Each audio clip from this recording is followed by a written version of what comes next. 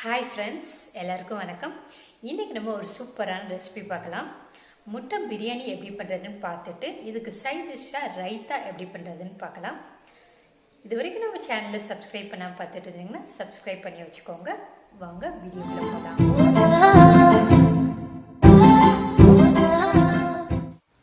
முட்டை பிரியாணி பண்ணுறதுக்கு நான் 4 முட்டையை வேக வச்சு தோலை உரித்து வச்சுருக்கேன்.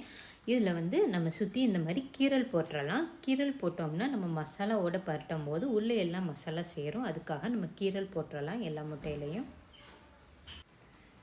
முட்டையிலையும் கீரல் போட்டோம். இதுக்கு தேவையான மசாலா ரெடி பண்ணிடலாம். அடுப்பில் ஒரு பேன் வச்சுட்டு அதில் 2 ஸ்பூன் நல்லெண்ணெய் ஊற்றிக்கோங்க.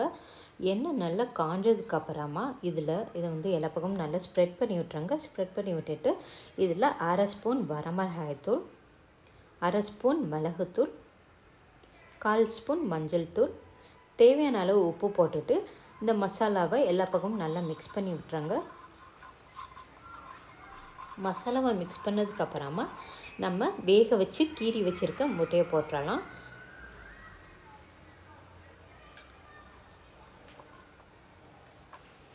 முட்டையை போட்டதுக்கப்புறமா முட்டையில் நல்லா மசாலா படுற மாதிரி எல்லா பக்கமும் நல்லா மிக்ஸ் பண்ணி விட்டுருங்க. முட்டை ரெடியாக இருக்குது. நம்ம அடுத்து பிரியாணி செய்ய ஆரம்பிச்சிடலாம். அடுப்பில் ஒரு குக்கர் வச்சுட்டு அதில் 4 ஸ்பூன் எண்ணெய் ஊற்றிடலாம். எண்ணெய் ஊற்றி எண்ணெயை நல்லா காய வச்சிடலாம். எண்ணெய் நல்லா காஞ்சதுக்கப்புறமா இதில் ஒரு பட்டை, 2 ஏலக்காய், 2 கிராம்பு, ஒரு பிரியாணி இலை, ஒரு பச்சை மிளகாய், ஒரு பெரிய வெங்காயம் நீளமாக கட் பண்ணி வச்சுருக்கேன். அதை போட்டு வெங்காயம் நல்லா பொன்னிறமாக வர வரைக்கும் வதக்கி விட்டுக்கோங்க.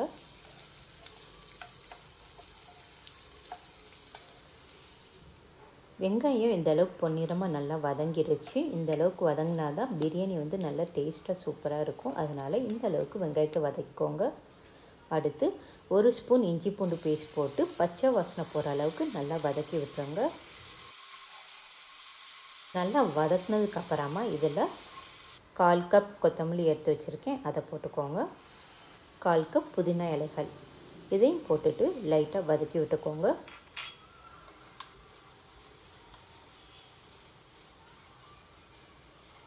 அடுத்து ஒரு மீடியம் சைஸ் தக்காளியை பொடிசாக கட் பண்ணி வச்சுருக்கேன். அதை போட்டுடலாம்.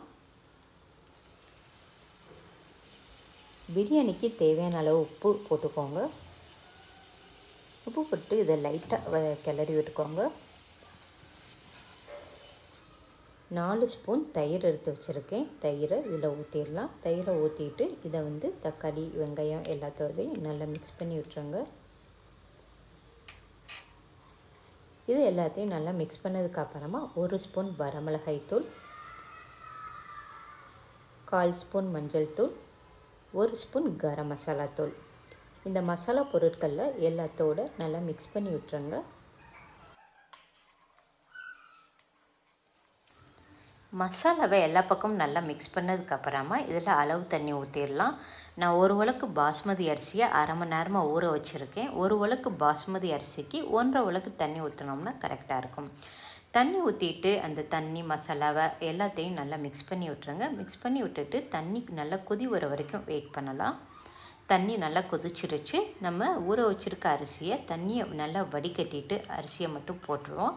அரிசியை போட்டுட்டு லைட்டாக கிளறி விட்டுறலாம். ரொம்ப கிளறி விட்டுறாதீங்க, அரிசி உடஞ்சி போயிடும். லைட்டாக கிளறி விட்டுட்டு கொஞ்சம் நேரம் வேக விட்டுருங்க.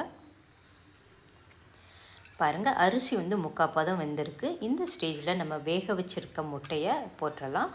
முட்டையை போட்டுட்டு குக்கர் மூடியை போட்டு ஒரு விசில் வர வரைக்கும் வேக விட்டிங்கன்னா கரெக்டாக இருக்கும்.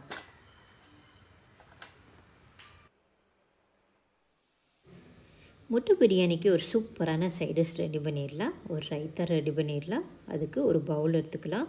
ஒரு பெரிய வெங்காயத்தை பொடிசாக கட் பண்ணி வச்சுருக்கேன். அதை போட்டுடலாம். வெங்காயத்தை போட்டதுக்கப்புறமா ஒரு பெரிய கேரட்டை பொடிசாக கட் பண்ணி வச்சுருக்கேன். கேரட்டையும் இதில் போட்டுடலாம். அடுத்து கொஞ்சமாக கொத்தமல்லியை கட் பண்ணி வச்சுருக்கேன். அதையும் போட்டுடலாம். வெங்காயம், கேரட், கொத்தமல்லி இதெல்லாம் போட்டு பண்ணுறப்ப இதோட டேஸ்ட் சூப்பராக இருக்கும். இதுக்கு தேவையான அளவு உப்பு போட்டுக்கோங்க. நான் 1 கப் தயிர் எடுத்து வச்சுருக்கேன். இதை கொஞ்சமாக ஊற்றி எல்லாத்தையும் நல்லா மிக்ஸ் பண்ணி விட்டுறலாம்.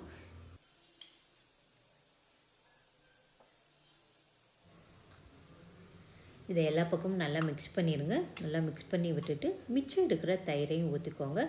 இந்த ரைத்தாக்கு வந்து நீங்கள் தயிர் கூட ஊற்றும் போது தான் இதோட டேஸ்ட் வந்து சூப்பராக இருக்கும். தயிரில் வெங்காயம், கேரட், கொத்தமல்லி எல்லாமே நல்லா ஊறும்போது தான் இதோட டேஸ்ட் வந்து இன்னும் சூப்பராக இருக்கும். சூப்பரான ரைத்தா ரெடி ஆயிடுச்சு. இந்த ரைத்தாவை நம்ம முட்டை பிரியாணியோடு வச்சு சாப்பிடும்போது இதோட டேஸ்ட் வந்து இன்னும் சூப்பராக இருக்கும். ஸோ நீங்களும் இதேமாதிரி முட்டை பிரியாணி ரைத்தா செஞ்சு பாருங்கள். செஞ்சு பார்த்துட்டு உங்களோட ஃபீட்பேக்கை இன்னொரு ஷேர் பண்ணுங்கள்.